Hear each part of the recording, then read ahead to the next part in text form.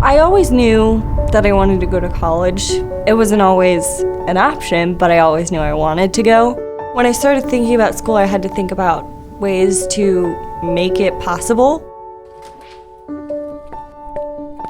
To me, there was no other option but college. I knew I needed to get my education. I knew I needed to provide a good life for me and my child. And then I got connected with Central Plains. It just seemed too good of an opportunity not to take control of, like, actually try it.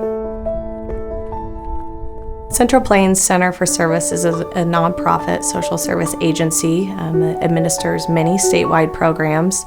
One of the larger programs that we administer is the ETV program, which stands for Education and Training Voucher Program. In its simplest form is a scholarship program. One piece of the scholarship is that financial assistance that many of our young people need. And all of our young people are former foster children, former state wards, coming out of the state's custody. I grew up in Sierra Leone, West Africa.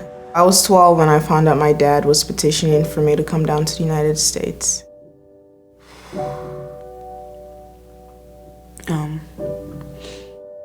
My dad wouldn't take me to school, first of all. Imagine like coming here, not knowing anyone, and his girlfriend ended up abusing me, and my dad was like, okay, it's your fault. About when I turned 14, like when I first started going to high school, I started having issues with my mom. It was my junior year and I was in study hall, and then somebody came up to me and tapped me on the shoulder. And they're like, you're gonna have to come with us. And then they dropped me off at just a foster care agency place. Obviously really hurt. I was like, so my mom doesn't want me anymore?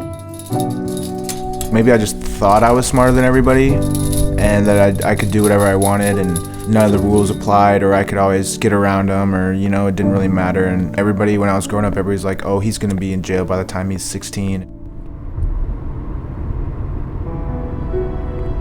Imagine your life as a foster child, in so many ways wandering through life alone, and then someone comes into your life and asks you, have you ever thought about going to college? And that's what this program does, is enter the life of these young people to provide an opportunity that is education, a priceless opportunity, a future that they never dreamed of, that they never believed for themselves. And not only do we provide that for them, but we follow them through their entire college career to ensure that they have the tools, the resources, the supports they need to be successful.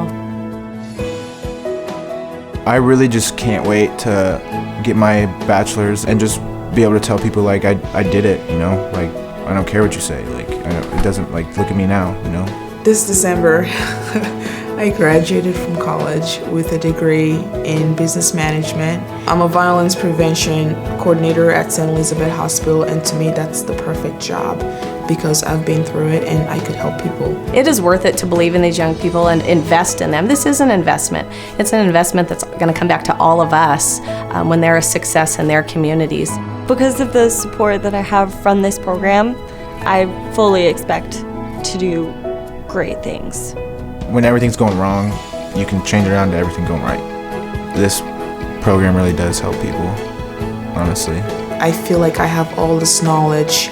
I feel like I want more in life. I feel like I can provide for myself and my daughter, and I feel like I can actually make a change in the world. I know I'm just one person, but it only takes one person to start. Please partner with us in recognizing these students who have transformed their lives through the power of education.